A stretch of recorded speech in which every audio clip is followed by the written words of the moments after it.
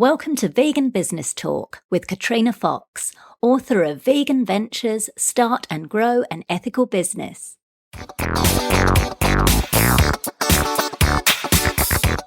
Hello and welcome to episode 5 of Vegan Business Talk.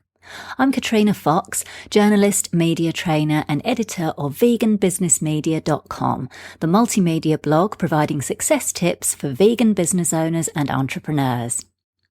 In this episode, I interview Heather Lounsbury, owner of Live Natural, Live Well in Santa Monica, California, and the author of Fix Your Mood with Food. This is another audio interview I did for my book Vegan Ventures, Start and Grow an Ethical Business. Now, the first few episodes of Vegan Business Talk have been with business owners who have a widget to sell, so a product of some kind. Heather, though, is a service provider. She's a Chinese medicine practitioner and acupuncturist. In this interview, Heather talks about why giving away lots of free sessions and appearing desperate, particularly when you're starting out, is a mistake. The importance of learning to be a business person, not just a practitioner in your field. How she got major celebrities as her clients, and much more. Here's the interview with Heather Lounsbury of Live Natural, Live Well. You've been working in this area for quite some time in the sort of natural and wellness field. What are your drivers for running a vegan business, whether or not you call it that, but effectively, you're promoting plant-based eating and living. What are your reasons or your drivers for doing that? What's your purpose for running your business? Well, I want as many people to eat plants as I can. So that's a big motivator for me to help people, not just with their health, but also help animals and help the environment. But the more I can get my patients to go at least closer to plant-based, the better off they are, and that's definitely my main motivator. Right. So is it coming more from a sort of health perspective, or is it kind of all three, the health, the animals, the environment? Well, it's my main motivation for being vegan is animals. I don't need the health benefits and the environmental benefits to keep doing it, for sure. It's all about animals. But when it comes to how I work with my patients, I talk to them about the health aspects more than the ethical, because that's the ethical part. If they have questions, I'll talk to them about it, but the ethical part seems to turn some people off. But if they know it's going to make them feel better physically, they're for the most part more motivated to listen. Fantastic, yeah, fantastic. And remind me, with your job, because I think am I right in thinking you're a solo practitioner, or do you have other people working with you? I'm solo. You are solo, okay. And are you a naturopath? Is that what's your kind of title, if you like? My title is Doctor of Chinese Medicine. Doctor of Chinese Medicine, did you say? Yes. Oh, Chinese medicine. That's my official title, but I am more like a naturopath because I do a lot with blood work, and I do a lot with supplements that aren't just Chinese herbs. So, but my official title is Doctor of Chinese Medicine. Right, great. Now, I don't know whether you find this, Heather, in terms of, if you're, as you mentioned, herbs that you're prescribing to people. I know with some vegan businesses, they've said, particularly if they're vegan and they're organic or they're sustainable, sometimes the products are more expensive, so the raw materials are more expensive, and they were finding it, some of them found it a bit of a challenge to stay competitive. I don't know if that's, does that apply to you, like in sourcing only plant-based supplements? Do you find there's a bit of a challenge there in that they're maybe more expensive than others? Well, quality vitamins and supplements are going to cost more, whether they're plant-based or not, just because if you're just throwing a bunch of chemicals together and putting it in a pill, it can be done for much cheaper. Like, at least in the U.S., any of the cheap vitamins and supplements that are out there aren't actually very good for you, and some of them can be detrimental. So I personally, as much as I can, I provide organic supplements, but not all Chinese herbs are available organic, so I have to do things that aren't, but they're always really high quality. So, but I try to keep pricing to, something that's affordable. Like patients will comment like, "Oh, I'm used to going to, a naturopath, and I leave spending $500 on supplements." So, and that's never the case with me. Right, gotcha. Okay, cool. So just in terms of, you mentioned you're a solo practitioner, and nowadays more than ever there's there's quite a lot of demands on a business owner or a practitioner owner's time, because as well as working with your clients and dealing with the admin side, we've now got social media to take into account, and that can sometimes feel overwhelming. How do you cope with that, and what advice would you give to others in regards to that overwhelm, and perhaps particularly those starting out on their business journey? Well, first I would say you have to be willing to do the work, because a lot of people, at least in my profession, only about 5% of the people stick with acupuncture, and I think a big part of that is because the challenges of running a business and actually building the business. It's a 7-day-a-week job for quite a long time. Right. You have to definitely have it in you to do that. So, and then just be careful with how much time you do spend on social media. Like I try to limit, I spend about 15 minutes in the morning, Monday through Friday, just sending out a bunch of stuff through Twitter and Facebook, etc.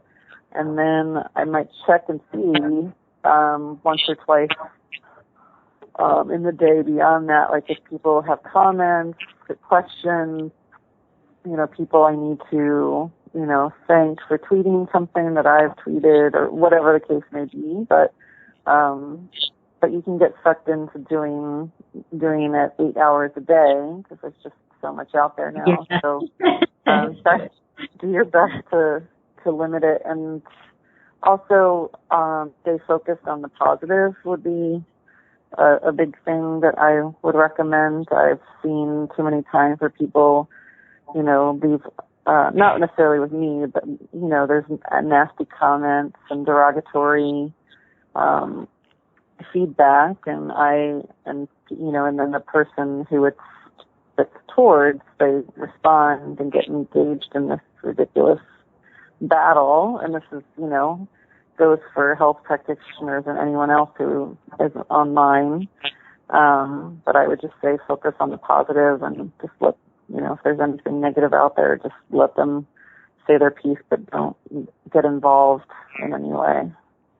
Right. Yeah, that's good advice. Excellent. Heather, how much time do you spend a week kind of working on your business rather than in it? So I'm talking kind of, stepping back and doing that big picture stuff, strategizing, brainstorming new ideas, looking at new ways to market, that kind of thing, as opposed to actually doing the work itself.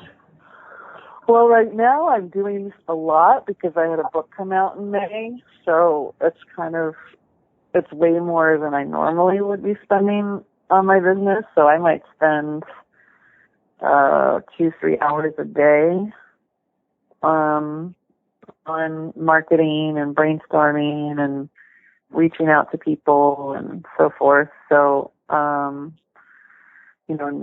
if I didn't have the book out, I probably would spend more like 4 or 5 hours a week instead of 20. So. Right. Well, congratulations on your book. That's great. Thank you. Make sure you email me the title so I can include that in when I'm quoting you, so we can give it a plug. So what were some of your key, as I say, you've been in this business quite a while now, what were some of your key challenges when you were first starting out, and how did you overcome them? Well, I didn't know how to run a business at all, and I didn't get in my formal education. They didn't really give us any clues on how to do that. So I wouldn't say a lot of mistakes, but I definitely made my fair share, and I still, I'm a human being, so I'm still making mistakes. But at the beginning, I was very desperate, to bring in patients and an income and all of that. So, and I think people sensed my desperation. So, I would say if I had known at the time, like, because I know I'm confident in what I do, but I was insecure about building a business. So just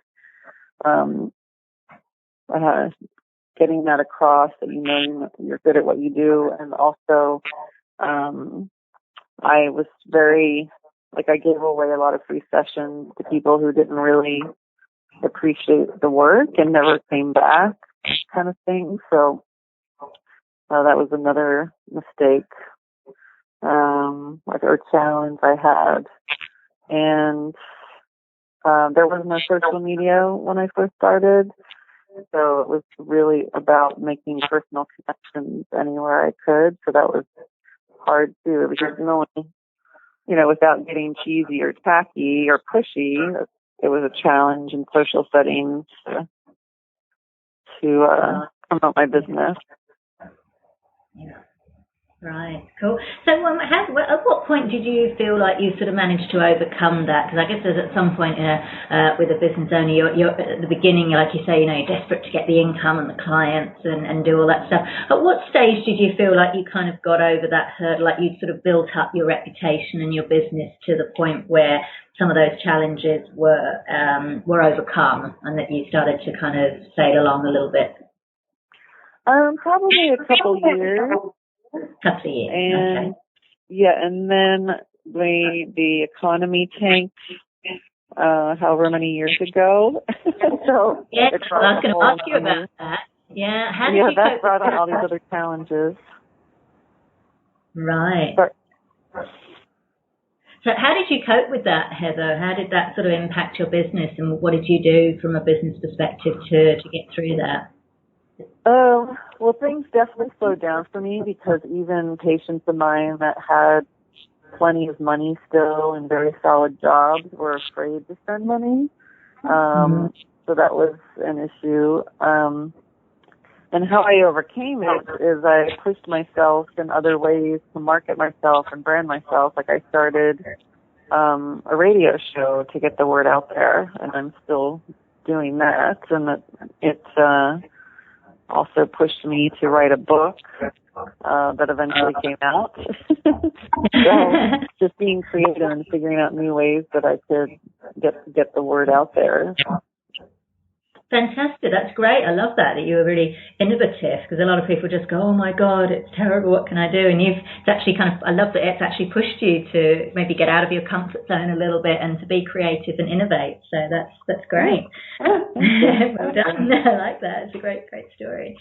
So I guess, one of the questions was, it's that challenge of how do you get to people to stop and take notice of your business, become aware of what you do in a world where, we're all kind of bombarded with notifications and messages and offers and all this kind of flashy stuff. How do you kind of balance getting yourself out there without making people feel like you're kind of harassing them or being pushy?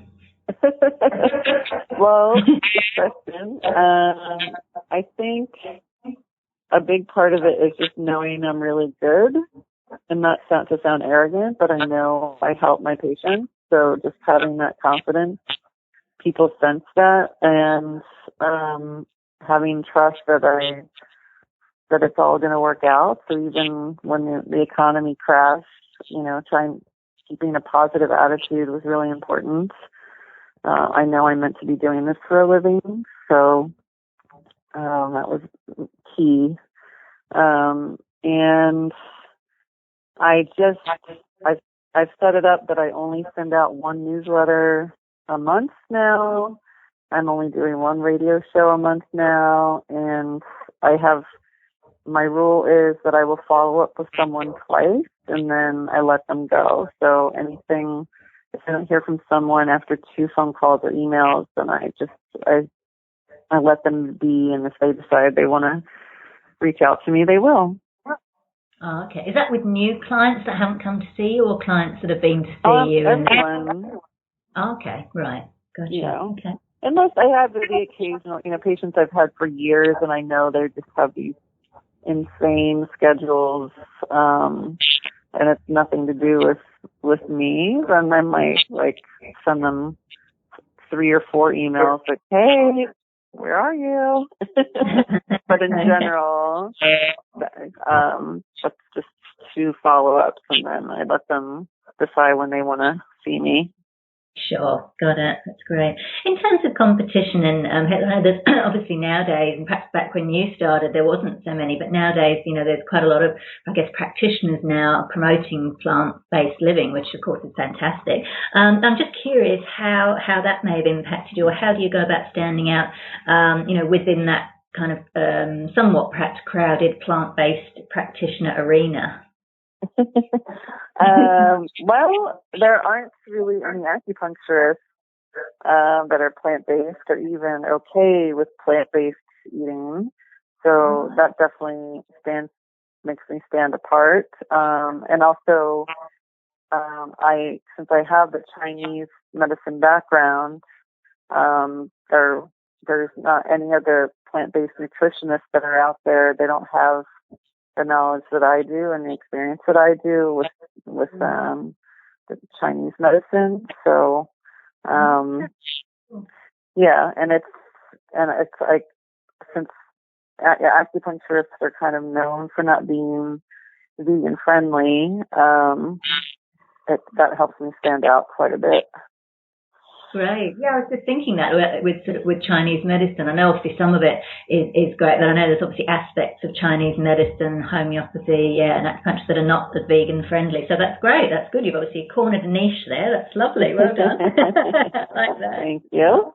I was going to ask, my next question was going to be, that a lot of marketing gurus now say that businesses should stop thinking about having competitors and instead embrace them as collaborators, and maybe to do joint ventures with them. I'm just curious what your thoughts on that are, whether that's collaborations with other acupuncturists or Chinese medicine practitioners, or with other perhaps complementary plant-based practitioners. Is that something you do at all, or is it not really relevant in your line of work?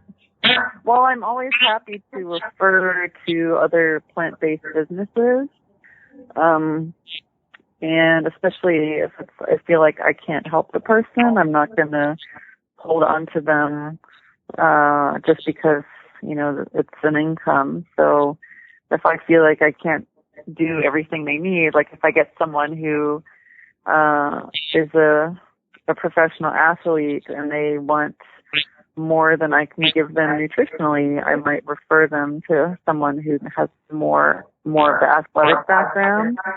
Right. But also just in general, like I'm really happy to support other vegan businesses, because I feel like it not only benefits animals, it helps build our community. And that's really important to me, that we have a strong community and can reach out to each other and lean on each other so we can keep doing the important work.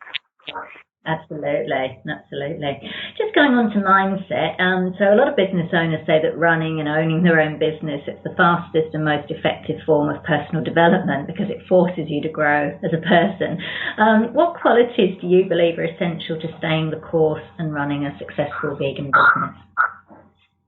Well, being committed to whatever it is your business is.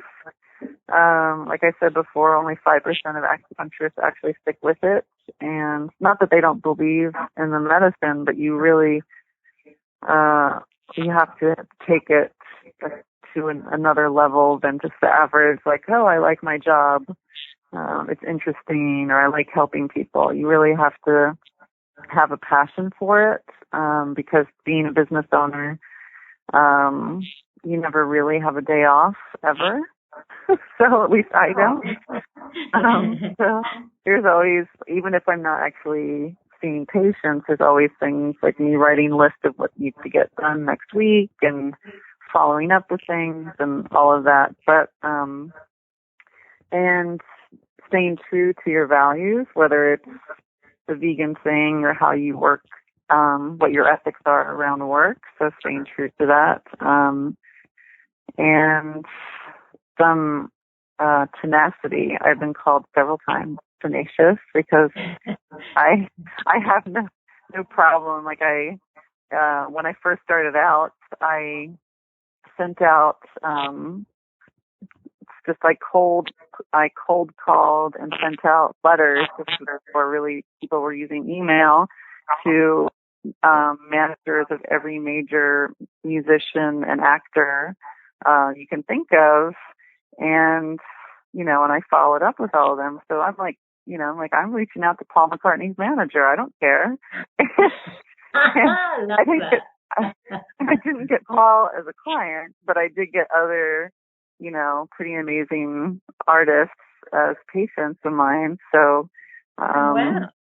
and I recently, I don't think you probably know who she is. Well, you might know who she is in Australia, but Robin Quivers, and I just went up to her and gave her my book, and she's a well-known radio personality here, and she's vegan. So, most people wouldn't have that in them to just be like, I'm going up to her. I don't care.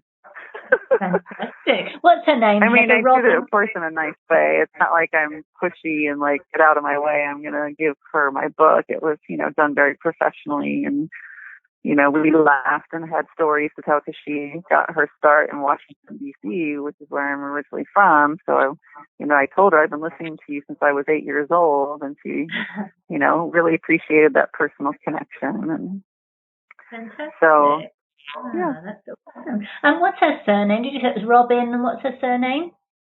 Her name's Robin Quivers. She's the sidekick of Howard Stern. He's the biggest radio personality in the U.S. Oh, yeah, I've heard of Howard. Millions and millions of people listen to him every day, and she's been with him since almost 40 years. Oh, wonderful. How cool is that? Excellent. Yeah. Good on you for taking a proactive approach. I'm loving this. That's so good. That's very inspirational. What specific steps or strategies or techniques do you use to ensure that you maintain, I guess, a strong mental and emotional well-being as a business owner? Because like you said, you're kind of always on and there's lots to do and what have you. So what do you do? Do you use anything like meditation, coaching, self-help courses, reading books to kind of, ensure that you've got that strong mental and emotional well-being? Yeah, well, I exercise. I read for pleasure every day. I try to meditate every day, and I make sure I have fun. Like even if I'm working, especially now with the book, every day of the week for the last 6 months, I went to a concert the other night. I went to a dinner party last night. I'm going to the movies this weekend. So it's not like I don't have fun. So just making sure I set aside time every day for me, even if it's just for a half an hour or 45 minutes. Great. Yeah, no, that's an important one. Would you say on a scale of 1 to 10, with 1 being unimportant and 10 being essential, how important do you think it is for business owners to invest in some way, whether it's buying a book or doing a course, in mindset or personal development training?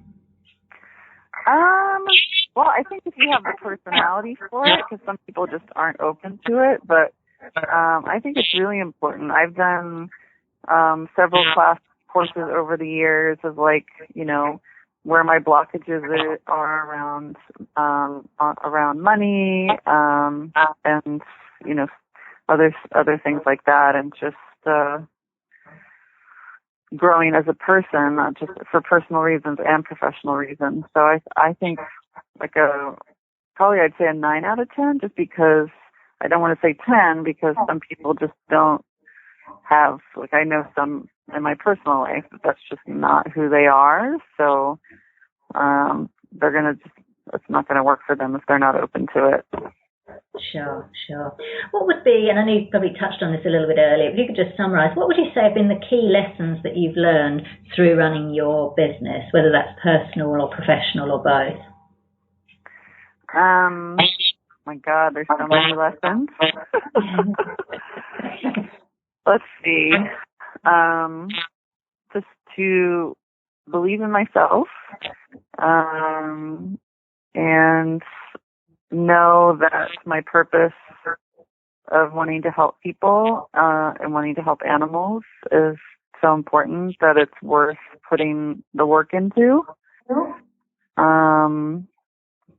And just, I don't know, there's such a great, it's so rewarding to make people feel better every single day. Like I can't imagine doing it any other way. And when I was thinking about what I wanted to do for a living, that was important to me. Like I want to feel good when I'm done work at the end of the day, but to have it be so rewarding is incredible for me. I know that's not necessarily what everyone looks for, but for me, it's the best part, and it's helped me become a happier person for sure.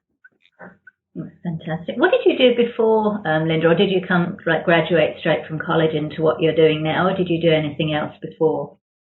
Well, I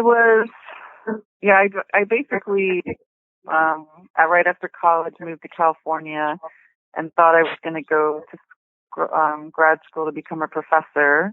And that didn't really fit right. So I spent a little time just working odd jobs, like selling clothes, and then I started grad school. I did massage while I was in grad school to help me better know the body. It definitely helped tremendously how in tune I am with where everything is. It made learning acupuncture much easier. But before that, in college, I actually worked at a health food store, and I also was a chef at a vegetarian restaurant. Oh, okay, great. So it all kind of fitted nicely and brought you to where you are by the sounds of it. That's great. Yeah. In terms of, so when you were maybe starting up and even now, what, if any, expert help have you used over the years to grow your business? So I'm thinking, for example, have you ever hired anyone that's helped you with business coaching, marketing, or publicity? I did hire a publicist for the book for 3.5 months. Okay. But otherwise, I've done everything myself. So any articles that I've been featured in or written, any TV appearances, that's all me. And it's all, thank you, and it's all self-taught. Wow, that's brilliant. So you put yourself, because one of my later question was whether you use media as part of your PR strategy, and it sounds like you have done. So you proactively put yourself forward for those kind of things, do you? Oh yeah, a ton. I've been, and I actually need to update my website how many magazines I've been in. But I've been on TV 4 times now. And I've been listed best of the best in Los Angeles and just all kinds of stuff. So, and one of the big things, and people really like to hear this, is I'm the big award shows here, the Oscars, the Emmys, and the Grammys. They give gift bags to all the celebrities who are nominated and win, and are the presenters. And I always, for the last, I think, 10 years or so, I've been putting a gift certificate in all of those award shows. Oh, wow. That's brilliant. That's brilliant. I love that you've been proactive in doing that, because a lot of business owners don't. They kind of miss out media. They think they can do it all by social media. So it's really good to hear that you're very proactive in that front. You mentioned that you hired a publicist for the book. What kind of results did you get? Were you pleased with the results? I don't really want to talk about that in the interview, because there was good, but there was a lot of bad. And I don't want to be negative in the interview. No. But the good was she definitely got some decent exposure on some vegan, pro-vegan media, like Humane Society and Alicia Silverstone's website. So that was definitely nice. And supposedly Paul McCartney's website, Meatless Monday, is going to feature my book. But since I'm not paying her anymore, I don't know if that's going to happen. Right, right. Okay.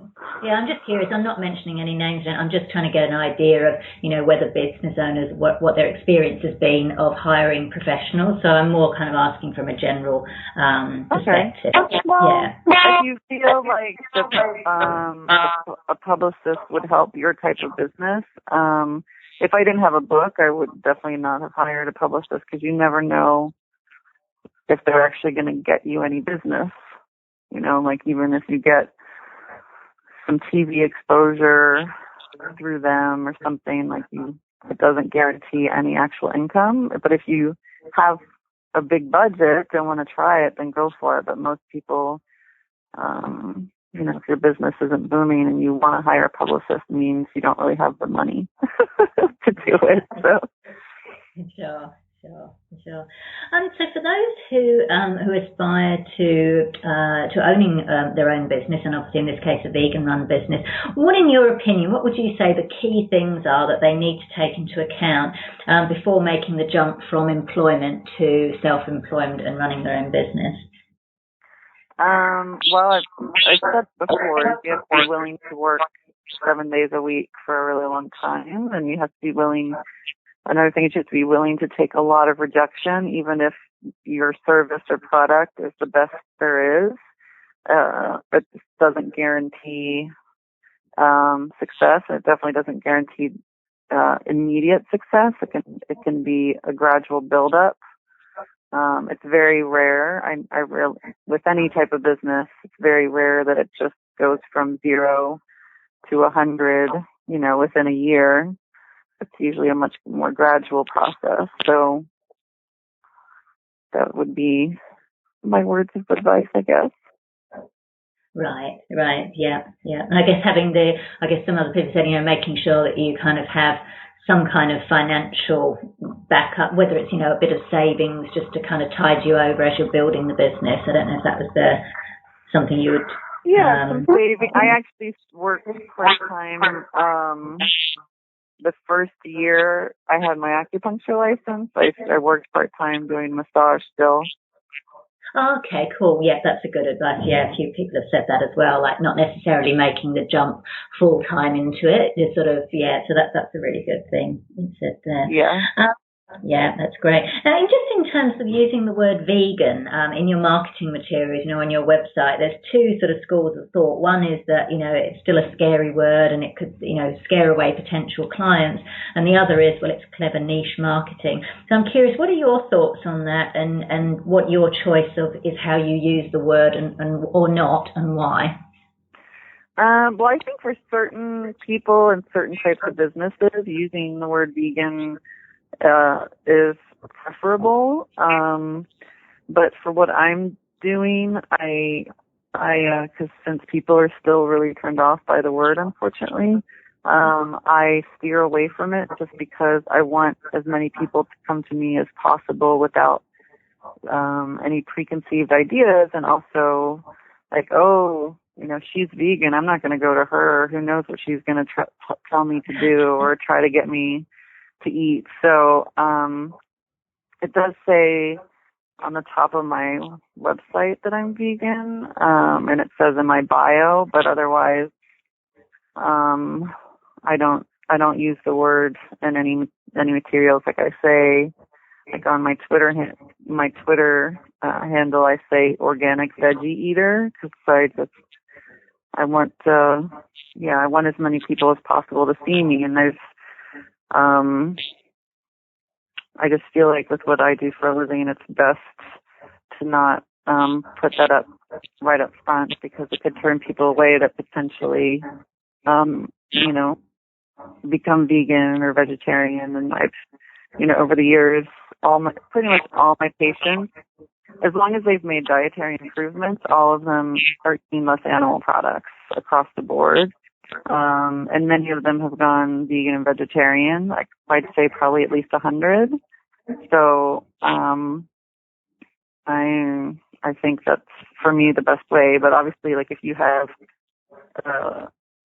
you're the vegan graphic designer, or you're the vegan grocery store or clothing line, like that's different. But for when it comes to medical professionals, At least even in LA, where there's a lot of vegans, I think it would turn people away from me. So I just stay away from it. And I'm honest with my patients. If they ask me, I'm very open about it, and not, I don't hold anything back, but that's not the first thing that comes out of my mouth.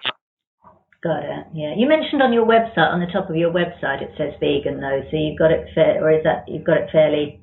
Well, it says vegan acupuncturist Santa Monica. Like, I don't know what that bar is called above the URL. Oh yeah, I know. That where it gives kind of a description of the site. And I have that there because it helps with search engines, because I want people who are vegan to be able to find me. So few acupuncturists are even open to plant-based eating. But people don't even notice it, honestly, but it helps with search engines. At least that's what the experts in the search engine world have told me. So yeah, no, that's great, and that's a smart, because it is that balance. Because my partner runs a natural health clinic here in Sydney, and it's that kind of thing. Because you kind of, yes, you want the people who are vegan to know that they can come to you, but at the same time, you want to get other people in to begin with, so then you can help them and move them, whereas they might not, like you say, come to you and go, oh, what's she going to do? What's she going to give me? So that's great. So that was Heather Lounsbury from Live Natural, Live Well. You can find out more about Heather and her book, Fix Your Mood with Food, at livenaturallivewell.com. And as usual, you can find that link on the show notes page at veganbusinessmedia.com/podcasts. Now for our vegan business news roundup. A new survey by Packaged Foods shows the sales of meatless meat are growing faster than sales for animal products, reports Veg News. The survey of 2,000 respondents across a wide range of demographics in the US found the sales of meat products grew by a rate of 3% between 2014 and 2015, while the composite annual growth rate for meatless meat between 2010 and 2015 was an impressive 9%. So the evidence is really stacking up in regards to the growth of meat substitute products. In previous episodes of Vegan Business Talk, you may remember, we've featured other reports with similar data. So this is really exciting times and great opportunities for vegan business owners in this sector. Vegan Style, a shoe and accessories store in Melbourne, Australia, has doubled sales over the past 12 to 18 months, forcing the owner to expand from previously shared premises with Las Vegan Cafe in Collingwood to a larger exclusive retail store on Brunswick Street, Fitzroy. Now, this area is Melbourne's hotbed of vegan businesses. You walk along Brunswick Street and there's heaps of eateries, there's a vegan grocery store, and now they've got a shoe shop. So this is absolutely brilliant news.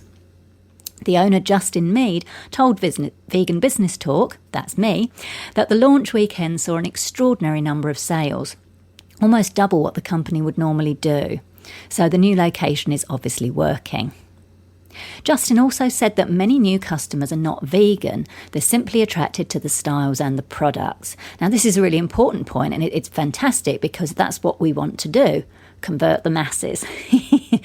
Now Vegan Style carries a range of high fashion, stylish brands from the US, UK and Europe for both men and women. And I'll be talking to Justin on an upcoming podcast episode. What's particularly interesting about him is he's grown his business for the past 5 years while still working full-time in a government job. So keep an ear out for that episode to learn Justin's secrets of success. Talking of high-end shoe brands, a bourgeois bohème in the UK have teamed up with model Anais Gallagher, daughter of musician Noel Gallagher, and People for the Ethical Treatment of Animals to find the next new ethical footwear designer, reports Fashion Times. The 16-year-old model will judge the competition, which will reward an aspiring designer with the opportunity to co-design a new line of animal-free unisex sneakers for the British brand. Now, this is a great example of collaboration, in this case between an animal rights group, a celebrity and a business. There's many different ways you can collaborate with others, and as a vegan business owner or entrepreneur, I really encourage you to do so. I dedicated a whole chapter in my book Vegan Ventures to the importance of relationships. They're essential to your vegan business success. And I really like the way that Bourgeois Bohème have been creative in their thinking as well as with their shoe design. So have a think about how you can collaborate with others in your field, with others that complement what you do, and how you can work together. Vegan food dishes took out several prizes in the Iowa State Fair in the US, which is known to be very meat and dairy heavy, reports Veg News.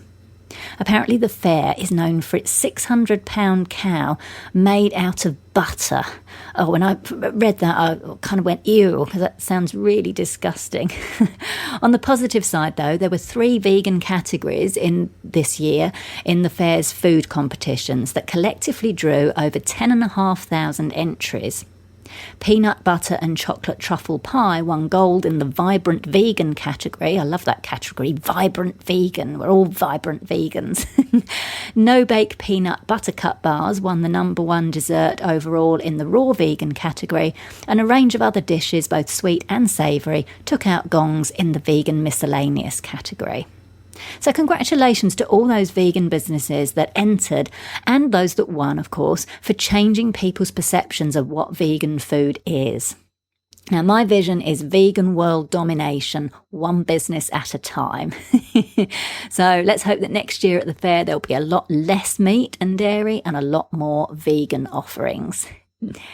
So that's it for this episode of Vegan Business Talk. Thank you so much for tuning in. If you enjoyed the show, please consider giving it a review and a rating on iTunes or on any other platform you're listening to. I'm Katrina Fox, and I look forward to catching up with you in the next episode. Bye for now.